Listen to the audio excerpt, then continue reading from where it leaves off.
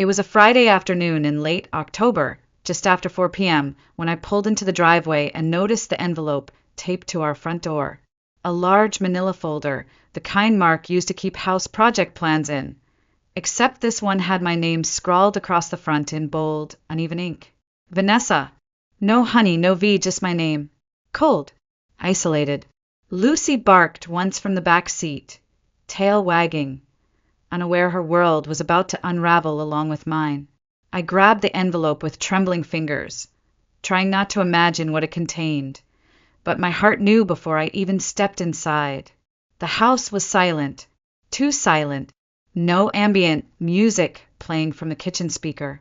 No low hum of Mark's sander from the garage. Just the creak of floorboards as I crossed the threshold. I dropped my purse, set Lucy's leash free, and stood there in the hallway, staring at the package like it might explode. I opened it with a letter opener from the drawer. Inside were dozens of printed screenshots, messages between me and Julian, our secret Facebook accounts, coded texts, flirty banter, and at the very back a note, written in my daughter's handwriting. You're not the mother I thought you were. Don't contact me again. Sienna. That was the moment something inside me collapsed. Not cracked, not bent, collapsed. I sank to the floor, the envelope slipping from my hands like it weighed 1,000 pounds. Lucy patted over and nudged my arm, whining softly, but I couldn't speak. I couldn't breathe. My throat tightened like it had been sewn shut with invisible thread. Not Sienna. Anyone but her. I tried to stand, but my knees buckled. I crawled to the living room rug and curled up into myself, shielding my body as if from an attack, though no one was there. Just my mistakes. Just my lies. Just my daughter's silence echoing louder than any scream. I don't know how long I lay there. An hour? Maybe 2. The sun had dipped low behind the mountains by the time I sat upright, dazed and cold. I reached for my phone with a frantic desperation, dialing Mark first. Straight to voicemail. Then Sienna. Then Aiden. Voicemail. Voicemail. Voicemail. I didn't even try Julian. I knew that door was already closed, maybe even bolted shut on both ends. I texted Mark simply, "Please call me. I can explain." Nothing. I followed it with, "I love you. Please don't shut me out. Please," still nothing. The next ping I received wasn't from any of them. It was from a blocked number, just minutes before 7 p.m. Vanessa, I know everything. So do the kids. So does my mother. Your parents, too, as of 15 minutes ago. I've moved out. I'll be in touch through my attorney only. Enjoy your new life. Mark, I read it, then reread it, then felt the words burn through my retinas. He told everyone. My children. His mother. My parents. Even my father, who once told me I'd always be his best girl. What would he think now? I screamed into the silence. Loud. Gut-wrenching. Ugly. It was the kind of scream you didn't care if the neighbors heard. The kind of scream that came from knowing you'd finally gone too far. Upstairs, our bedroom door stood open. I walked toward it slowly as if walking through water.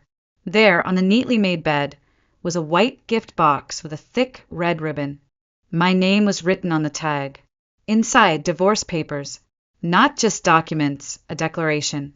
That my family was over. That I had detonated everything. I clutched the box to my chest, fell to my knees, and wept like a child. I wish I could say that was the worst part, but the silence that followed that was worse.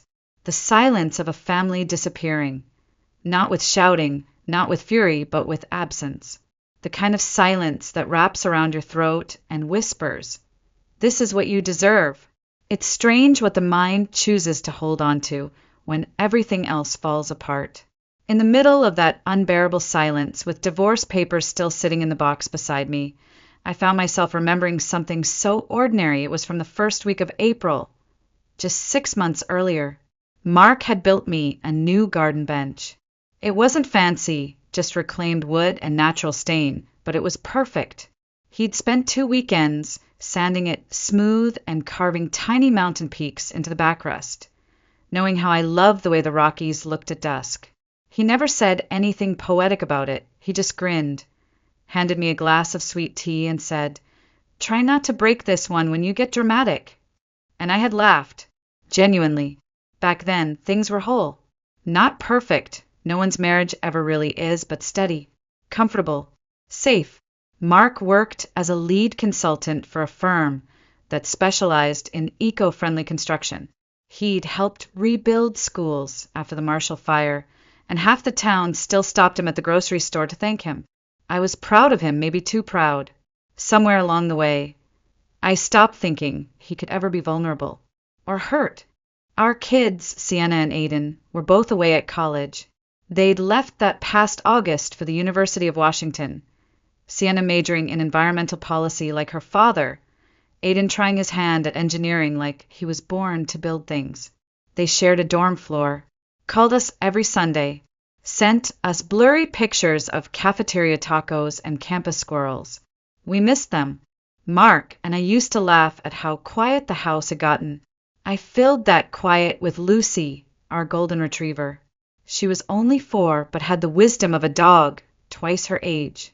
Every Tuesday and Thursday, on the days I didn't work from home for my interior design clients, I'd take her to the dog park just north of Mapleton Avenue, a small patch of fenced grass near the luxury apartments that towered too high over the neighborhood, all glass and cold metal. That's where I met Julian. It was early July. Summer had just settled in properly. Dry heat in the afternoons, the kind that baked the sidewalks but left the shade deliciously cool.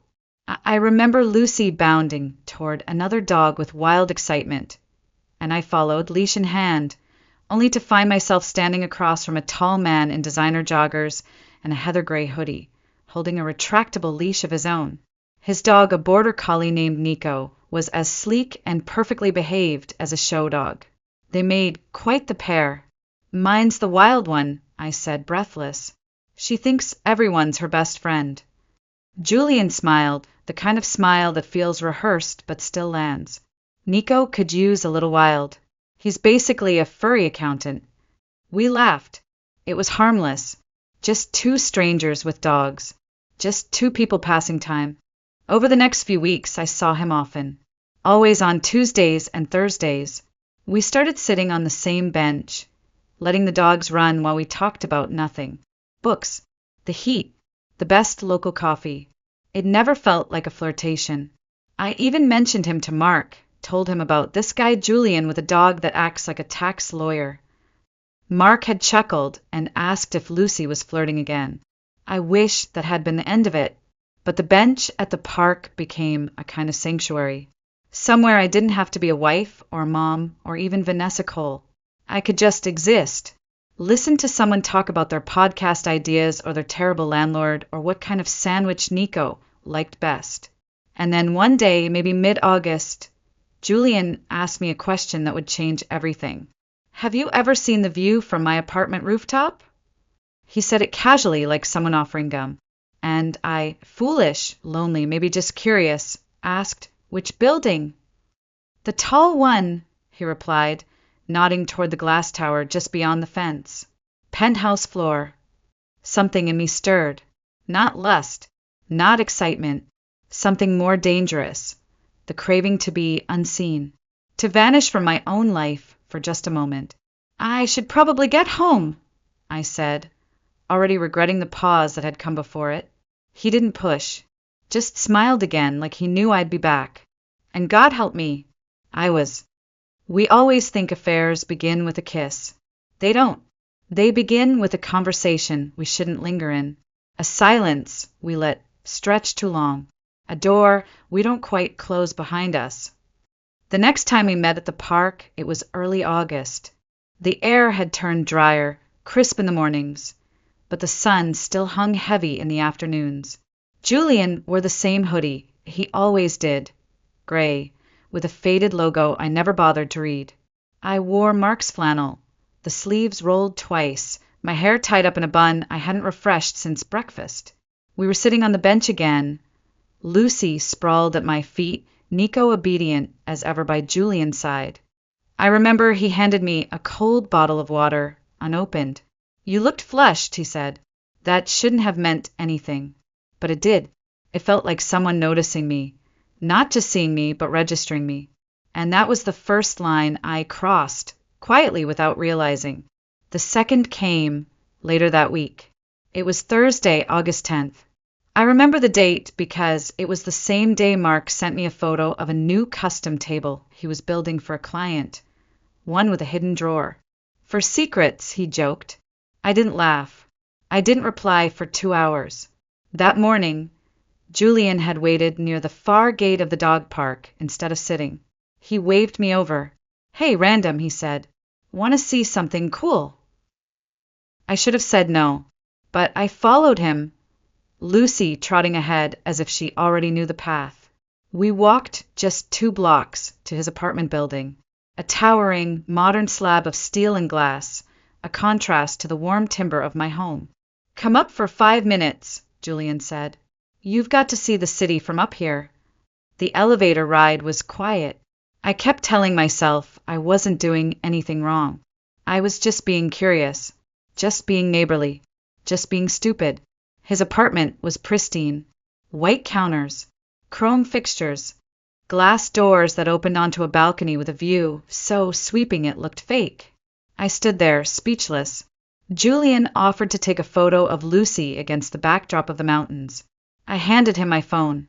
Afterward, he showed me around, kitchen, study, bedroom. Everything curated. Clean, not lived in. I stayed exactly 11 minutes. When I got home, I said nothing to Mark. But I made his favorite lemon chicken that night, lit a candle, played old jazz while we ate. He looked up once during dinner and smiled. What's the occasion? Just Thursday, I replied. That was the moment I began cheating. Not physically, not yet, but spiritually, mentally, I had stepped into another life, and the door behind me didn't close. In the weeks that followed, things escalated fast. Julian texted me often, through our fake names, Eva and Jack. Just playful messages at first, then longer, more suggestive ones. Soon, he stopped texting and started inviting. Tuesdays, Thursdays, always when Mark was at work, always when Lucy needed her walk. The first time it happened, our first time, it was September 5th, a Tuesday. I remember it clearly because it rained that morning and I almost canceled. But Julian insisted, rain makes it cozy. I lied to Mark that day, told him I had an unexpected design consult in Denver. He kissed my cheek and handed me a thermos of coffee for the road. Julian didn't have coffee waiting. He had music playing, slow, deliberate, and wine open before noon. It was awkward, hesitant. Then it wasn't. I didn't cry afterward. I didn't feel guilt, not then. What I felt was electricity, the rush of being someone else. Someone desired, chosen, unburdened by titles like wife or mother or Mrs. Cole. That night I came home early. I made Mark a steak dinner, watched his eyes soften as he told me about a difficult client. I nodded in all the right places, laughed when he needed me to, touched his hand across the table. We made love that night, and as terrible as it sounds, I was more attentive than I'd been in months. Mark didn't question it. He simply pulled me closer and whispered, I've missed you. And I closed my eyes and lied to his face. By the 3rd week of September, the affair had settled into a routine. Tuesdays and Thursdays, late mornings to early afternoons. I'd leave the house in workout clothes, leash Lucy, and text Mark something breezy like, taking her to the park, might swing by the co-op after. He always responded with a thumbs-up emoji or a quick drive safe. Never suspicion, never doubt. He trusted me completely, and that was the part that began to hurt. I remember one Thursday in particular, September 21st, Julian and I had just finished lunch in his apartment, the takeout containers still warm on the counter. We hadn't even put them away. I sat by the balcony door, staring out over the mountains, and he asked, Do you ever think about leaving? Leaving what? Your life. Starting fresh. You're too smart and too young to be caged. I laughed, not because it was funny, but because it was absurd. I'm not caged, Julian. I chose this life. I built it. Yeah, he said, stepping closer, his voice lowering. But are you still in love with it? I didn't answer. I didn't know how. That night, I brought home sunflowers from the market. Mark was sanding a bench in the garage when I arrived. I kissed his cheek, handed him the bouquet, and said, "Just because." He looked at me for a moment, really looked and smiled. But there was something in his eyes I hadn't seen before. Not warmth, not suspicion, something colder, calculating. I told myself I imagined it. The first real shift came the following week. Mark stopped texting during the day. No more mid-morning updates. No check-ins about dinner. Just silence. When I asked if everything was okay, he said he was swamped at work. Some green roofing proposal had hit a wall and needed reworking. I offered to bring lunch to the office. He declined. That Friday, he came home after 8 p.m. for the third time that week, claiming they were pulling late hours on a sustainability grant presentation. I believed him because I needed to, because I couldn't bear the irony of suspecting my husband of lying while I was sleeping with another man. But then came the coldness. Mark stopped reaching for me in bed. He stopped lingering after kisses. He stopped saying, "I love you" first. It wasn't dramatic, just quieter, emptier, like someone slowly backing out of a room without shutting the door behind them. And still I kept going to Julian, because in that silence I panicked. I clung harder. I played the doting wife even more. I cleaned the house obsessively, cooked elaborate meals I didn't eat, left sticky notes in Mark's briefcase with reminders like "You're amazing" and "Dinner's your favorite tonight." It was love bombing. I knew it, but I couldn't stop, because part of me knew the countdown had started. Then came October 6th. Mark didn't come home at all. I called twice. No answer. I texted, "Everything okay?" No reply. At 10:37 p.m., I got a single message. "Still at the office. Don't wait up." I didn't sleep that night. Not because I thought he was cheating. I would have deserved that, but because I knew something was happening behind the curtain. A shift. A pulling away. I sat in the kitchen, Lucy curled at my feet, and stared at our wedding photo on the fridge. Mark in a gray suit, me in a simple ivory dress, hair pinned with mountain laurel. We looked young, hopeful, invincible. Now I could feel it. The rope between us unraveling, thread by thread. Julian messaged me that weekend. "You seem distant. Everything okay?" I didn't reply, because for the first time in weeks I didn't want him. I wanted Mark. I wanted my husband to look at me again, like I was still the woman who knew the sound of his laughter and the rhythm of his heartbeat. But I had already traded all that for an afternoon view and a voice that told me I wasn't caged. And I was beginning to realize the cage wasn't Mark.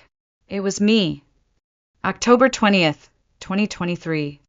I remember the sky was overcast that morning, the kind of heavy gray that makes you feel like the day is holding its breath.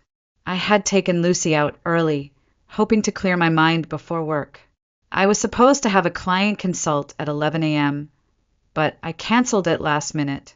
My stomach had been churning since the night before, and I couldn't name why not yet. By the time I got home around 4 p.m., the envelope was already there, taped directly to the front door. The moment I saw my name, sharp and angry in blue ink, I knew. I knew this wasn't a bill or a flyer or a note from a neighbor. I knew it was the end because only endings show up like that, silent, unannounced, final. Inside the manila envelope were over 30 pages of printed screenshots. Messages between me and Julian. Our fake Facebook accounts. Hotel confirmations. A selfie I had stupidly taken of my feet up on his balcony railing. The city lights behind me. Something I never posted, but somehow he had it. At the very back of the stack was a single folded sheet of lined notebook paper. No header. No signature. Just 4 sentences, written in Sienna's distinct cursive. "You're not the mother I thought you were. I don't want to speak to you. I don't want to see you. I don't want to know who you become." I read it twice. Then I dropped the whole thing on the floor, knelt in the entryway, and tried to breathe. But the air wouldn't come. It was like drowning in open air. I don't remember how long I stayed there. Maybe 20 minutes. Maybe an hour. Lucy curled up beside me, sensing something had broken. Not bent. Broken. When I finally found the strength to stand, I went upstairs to the bedroom, our bedroom, and found the box. White, square, pristine, tied with a deep red ribbon.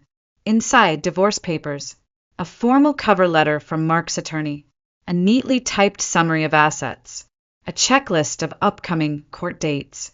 No photos, no keepsakes, just a legal exorcism of a life I had spent 19 years building. I stared at the packet, then sat on the edge of the bed and whispered, "No," as if that would rewind time. It didn't. Instead, my phone lit up. Blocked number. I hesitated before answering. "Vanessa," the voice said, calm, clipped, devastatingly polite. "Mark asked me to inform you that he has moved out. He signed a lease this morning. You'll be hearing from our office next week. Please do not attempt direct contact." I stammered, "Wait, he's okay?" "Please, just tell me he's okay. I'm not authorized to discuss anything personal, ma'am. But I can confirm that both of your children are aware of the situation, as are your parents." My knees gave out. I barely made it to the floor before the tears came. I tried calling Mark. No answer. I tried texting, "Please, please talk to me. Please tell me what you need me to do." Nothing. I called Sienna, then Aiden. Straight to voicemail. I left messages, choking, pathetic messages, promising them everything. Explanations, apologies, silence, whatever they needed. Then, finally, came a text. From Mark. "I know everything. So do the kids. So does my family. Your parents, too, as of 15 minutes ago. I've moved out. I'll be in touch through my attorney only. Enjoy your new life." I dropped the phone and screamed. Not quietly. Not gracefully. A raw, guttural scream that echoed through the empty house like an alarm that would never shut off. I tried calling my mom. She picked up, and before I could say a word, she started yelling. Not crying. Yelling. She called me selfish, disgusting, a disgrace to our family. Then she hung up. When I called back, she didn't answer. I called Dad. He picked up. There was a long silence. I begged him to talk to me, to listen. I told him I made a mistake, but I was still his daughter. His voice cracked. "I never thought," he said slowly, "that you'd be the one to ruin what the rest of us worked so hard to protect." He didn't yell. He didn't say goodbye. He just hung up. That night, I sat in the kitchen with every light off, listening to the tick of the clock and Lucy's soft breathing. No one called. No one texted. And for the first time in my life, I realized what it meant to be truly alone. Not alone like no one in the room. Alone like no one left who still believes in you. The days that followed blurred together, silent, gray, and strangely mechanical. I fed Lucy. I made coffee I didn't drink. I walked past empty picture frames, too numb to take them down, too ashamed to leave them up. By October 25th, I had stopped texting the kids, stopped calling Mark, stopped hoping. Then came Sunday, October 29th, a day I hadn't realized was so close until I opened the fridge and saw the magnet that still held last year's card. Happy Mother's Day to the best woman we know, love, Sienna and Aiden. A construction paper heart still hung from its corner. I stood there, barefoot, hand resting on the handle of the fridge, heart hollowed. No texts, no flowers, no breakfast in bed, just silence, and Lucy's eyes watching me, confused by the tension in the air she couldn't name. Mother's Day had always been special in our house. Mark would cook pancakes, Sienna would make those terrible poems with too many adjectives, and Aiden would give me a hug so tight it felt like forgiveness for every mistake I'd ever made as a parent. This year there was nothing. No knock on the door. No voicemail. No note slipped under the welcome mat. I sat on the couch and watched the morning light creep across the rug like it didn't care whose day it was. I held my phone in my hand for 3 hours, waiting for it to vibrate. I even texted Aiden one word, thinking of you. He left it on read. When night finally fell, I poured a glass of wine and opened my laptop. Out of instinct more than desire, I searched for articles about how to earn forgiveness from your children. I read every word like scripture, highlighting lines that didn't apply to me and skipping the ones that did. Somewhere in the early morning hours, I found myself staring at a blank email draft. Subject line, I'm sorry, but I didn't know how to begin. Because what was I sorry for? For the betrayal? Yes. For the lies? Of course. But also for becoming the person I never thought I'd be. The kind of woman I used to swear I'd never forgive if she were someone else's mother, someone else's wife. That night, I crawled into bed still wearing my robe, Lucy curled behind my knees, her body warm, her breath steady. And for a fleeting second, just one, I imagined it had all been a nightmare. That when I woke up, I'd find Santa making coffee, Mark flipping pancakes, Aiden stealing bites with a fork before the syrup was even poured. But morning came, and the house was still empty. The mailbox held nothing but grocery coupons and a utility bill. The flowers on the porch had wilted, and I, Vanessa Cole, was no longer a mother anyone celebrated. Later that week, I reached out to my sister. I thought maybe she of all people would be the bridge back, the one who remembered me before all this, the one who once said I was the strongest woman she knew. She didn't answer my call, but she did reply. One line. Actions have consequences, Ness. Welcome to yours. It was the second week of November, around the 12th, I think, when I noticed something was off. I'd been exhausted for days, nauseous every morning, but I chalked it up to stress. My body had been through so much in the last month, grief, anxiety, shame. I assumed it was just more of the same, until I missed my period. And then another. On the morning of November 14th, I stood in the downstairs bathroom, staring at a plastic stick on the counter. 2 pink lines. Clear, defiant, absolute. I dropped to the cold tile floor. My stomach twisted. My brain raced. It's too late for this. I don't get to be blessed. I took 3 more tests over the next 2 days. Different brands, different stores, just in case the universe had made a mistake. But they all told me the same thing. I was pregnant. After 15 years of trying, after failed IVF, 2 miscarriages, a doctor who once gently said, it might be time to consider peace with what you have. Now, when everything was already in ruins, I was carrying life. And I didn't know who the father was. I panicked. My first instinct was to tell Mark. But how could I? What if the child wasn't his? What if I gave him hope and it turned to ash? So instead, I did something I promised myself I'd never do again. I tried to contact Julian. He had me blocked. Our fake Facebook accounts were gone, deleted the week after everything imploded. But I remembered where he worked, some sleek, open-concept tech firm downtown. I waited outside one morning, watching for his familiar stride, his black messenger bag, the smug slouch of his shoulders. He spotted me before I could call out. He didn't stop. He didn't even flinch. I followed him halfway up the block before he turned and hissed, "What the hell are you doing here?" I told him I was pregnant. He froze, and then he laughed, a bitter, cynical bark that cut straight through me. "You're joking." "I'm not." His face darkened. "Well, it's not mine." "I don't know that yet," I said, voice shaking.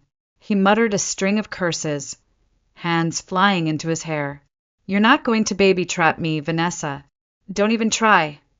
"I'm not trapping anyone," I snapped. "I just need to know. That's it." He looked away. "It's not mine." "You don't know that." "I do. I'm asking you to take a paternity test." He scoffed. "Get Mark to raise it. That's what you wanted, right? Family back together. Perfect little miracle baby tied in a bow." I stepped closer. "If you don't come with me to the clinic, I'll walk into your HR office and tell them everything you were doing during your salaried work days." That got his attention. The next day we met at the clinic. He didn't speak a word to me. He gave his saliva. I gave my blood. It took a week to get the results. Those 7 days were hell. I barely slept. I barely ate. Every prayer I'd ever learned returned to me in desperate fragments. Please God, not his. Please God, not his. Then the call came. Julian wasn't the father. I collapsed to my knees in the kitchen, sobbing into my hands. And for the first time in weeks, I whispered a thank you to the silence. Mark still had me blocked. I didn't even know where he was living. I sent Sienna and Aiden a single message. I have something important to tell you. Please call. Sienna replied first. What is it? I'll tell you both at the same time. That evening, we had a three-way call. My voice trembled as I said it. I'm pregnant. It's your father's child. Silence. Then Sienna said, no, it's his child. That guy. The one you destroyed our family for. It's not, I said. I had the test. Julian isn't the father. Sure, Aiden muttered. Because you say so. No, I said. I had it done at a lab. I have the paperwork. Neither believed me. You're trying to trap Dad, Sienna said coldly. He's finally free, and you're using a baby to reel him back in. I'm not, my voice broke. This wasn't planned. I would never, Aiden cut in. We'll ask Dad. Let him decide if he wants to talk to you. And they hung up. Just like that. I didn't sleep that night either. But in the morning my phone buzzed. A voicemail from Mark's attorney. She confirmed he was aware of the pregnancy, and he wanted a formal paternity test. He wouldn't come to the clinic with me. He wouldn't speak to me directly, but he'd give a sample. Privately. Legally. I agreed. I scheduled the test. Paid for it myself. Mark never showed up, but his attorney later confirmed the test was done. Results would arrive in 5 days. 5 days of pacing, of panic, of hope clawing at my throat. And then, confirmation. Mark was the father. I clutched the envelope like it was scripture. I wanted to run, to find him, to scream through whatever walls he'd built around his heart. But all I could do was wait. December arrived like a judgment, sharp, cold, unforgiving. The first snowfall hit on the 3rd. I remember watching it from the kitchen window as flakes drifted silently past the empty wind chimes. I used to love snow. Mark would build ridiculous igloos in the backyard with Aiden. Sienna would beg to decorate the porch with string lights before Thanksgiving even ended. Winter used to mean warmth. Now it felt like punishment. On December 5th, I received a certified letter from Mark's attorney. It was official. He was proceeding with the divorce. Despite the confirmed paternity, despite everything I'd said, everything I'd promised, he was cutting all legal ties. Clean, surgical, final. The letter was polite, emotionless, just like the man I'd once called my home. But what broke me, what truly shattered me, was the court date. December 19th, the week before Christmas. We used to have a tradition, Mark, the kids, and I. We'd open one gift on the 19th every year, a silly thing, something small. Socks, candy, a shared inside joke. We called it Just Because Day. It wasn't even about the holiday. It was about love. Now it was the date I would sign my family away. I called his attorney's office 3 times that week. Not to contest the divorce, no. I had accepted that part. I just wanted one conversation with him. Just one moment to explain, to apologize out loud, without papers between us. Each time I was denied. The only response I got was through email. Mr. Cole is not open to direct contact. All communications must go through this office. I wrote him a letter anyway. Handwritten. 6 pages. I didn't beg. I didn't grovel. I just told him the truth. About the emptiness, the self-doubt, the longing to feel alive, the sickness I felt now every time I thought of Julian's name. I told him about the baby, about how I had wanted this child for so long, but never like this, never through betrayal. I ended the letter with, You don't have to forgive me. You don't even have to see me again. But please know this baby is yours. And so is my deepest regret. I never got a reply. December 19th came. I wore black, not because it was formal, but because it felt like a funeral. The courthouse was nearly empty, just a few clerks, a sleepy security guard, and us on opposite ends of a sterile hallway. Mark didn't look at me. Not once. When we entered the mediation room, he sat straight, eyes fixed forward, face carved from stone. The lawyer spoke, we signed, and just like that, it was done. 17 minutes. 19 years. Gone. At the end of the meeting, I asked to speak with him. Just briefly. In private. He nodded, finally. We stepped into an empty side room. The door clicked shut behind us. I turned to him, heart pounding. Thank you, I whispered. For what? He asked, voice flat. For being there. For helping me raise Sienna and Aiden. For giving me this child, even if his voice cut through mine. This child deserves better than what you gave the rest of us. I nodded. I had no defense. He stared at me for a long moment, then said, I don't hate you, Vanessa. I just don't know you anymore, and I don't want to. I didn't cry. Not until he left the room. Not until I was truly, fully alone. By Christmas, the house was half empty. Mark took his tools, his books, the framed photograph of the kids at Lake Dillon. The kids stayed with him for the holiday. They didn't call. No presents. No cards. No carols. Just snow outside the window and a stack of unopened baby onesies in the corner. I told myself to be strong for the baby, but I was drowning in silence, and no one was reaching in to pull me out. January 26th, 2024. The day my son was born. It was snowing again, thicker this time, relentless. The kind of storm that makes everything feel suspended, like the world has stopped breathing for a moment just to witness something sacred or tragic. My water broke at 2:43 a.m. I was alone. No one to wake. No bag packed. No hand to squeeze. Just me and Lucy, who stood in the hallway, tail stiff, as if she knew something monumental had just shifted. I drove myself to the hospital. Every contraction was a memory. Every mile was a confession.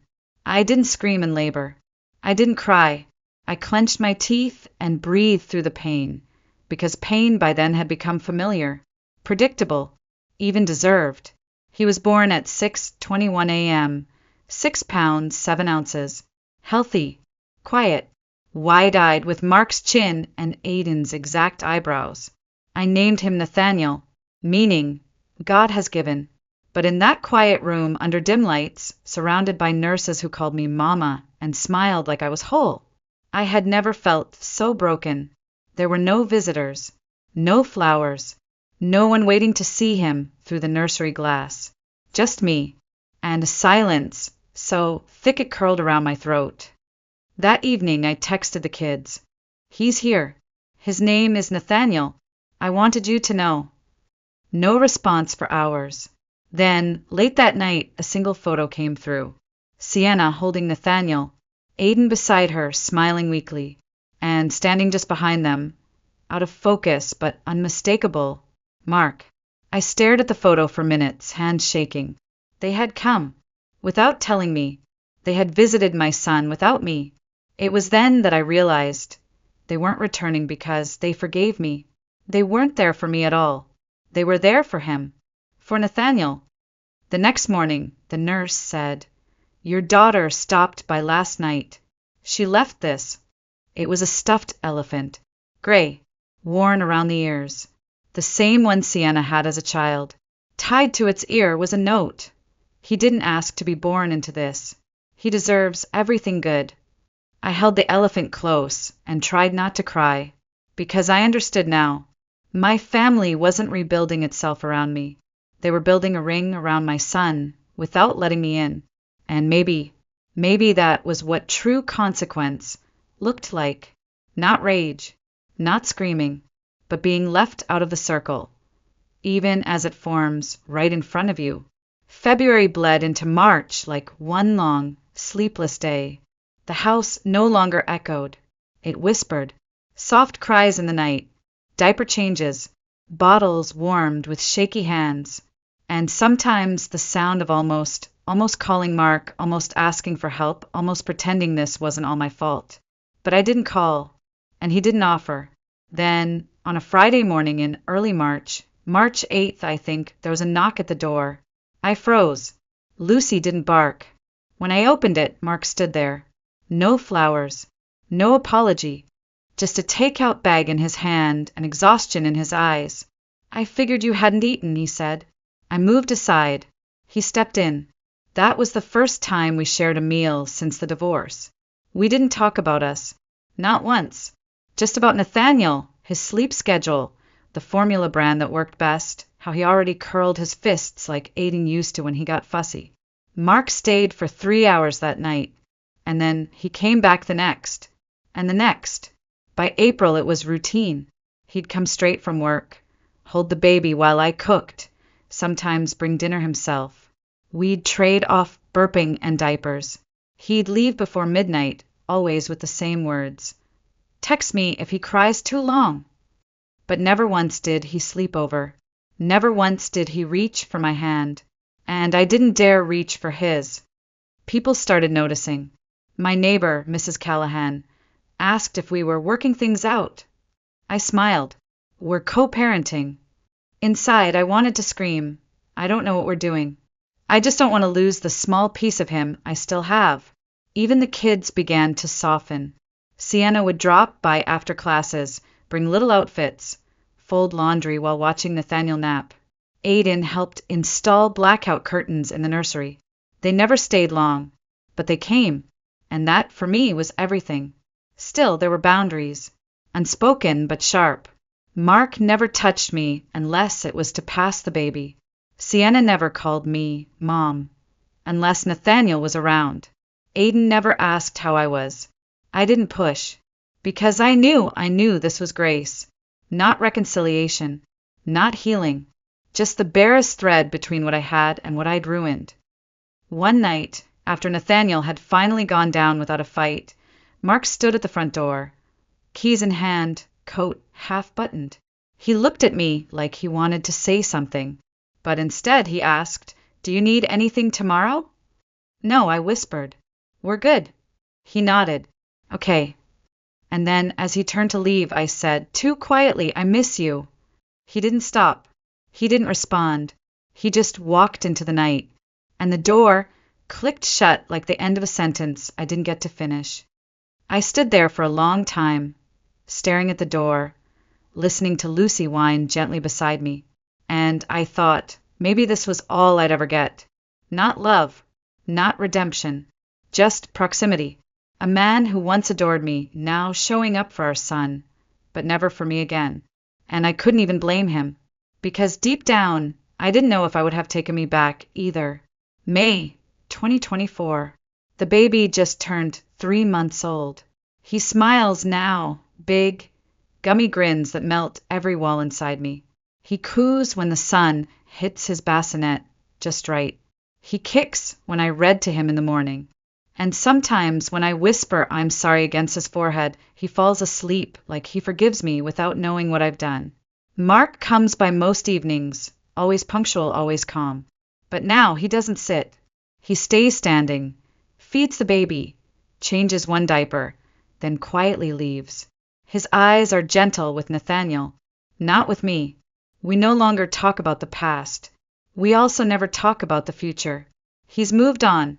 I can feel it in the way he brushes past me like I'm furniture, in the way his ring is gone and there's no indentation where it once was. I heard from a mutual friend last week. He's seeing someone, a woman from his office. Quiet, sweet, never married. She hasn't met Nathaniel yet, but she will, and I'll have to be okay with that. Sienna still calls once a week.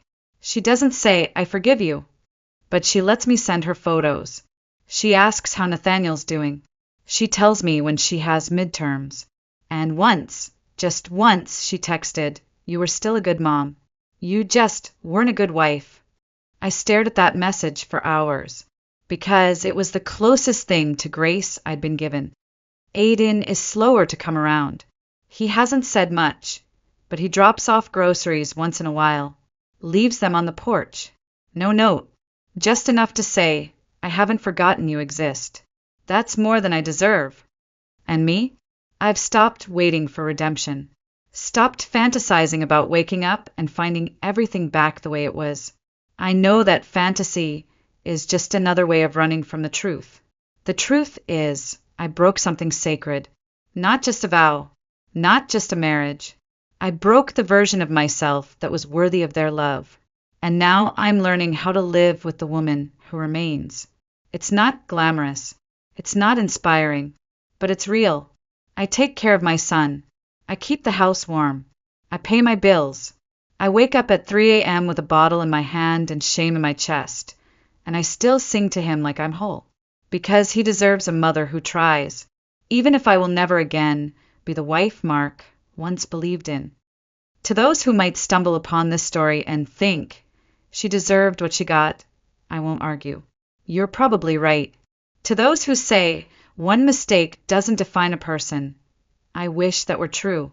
But some mistakes don't just define you. They replace you.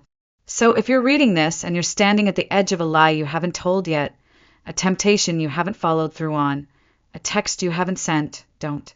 Because there are some doors you open that never close again. And no matter how many lullabies you sing afterward, you'll never silence the sound of the one who walked away.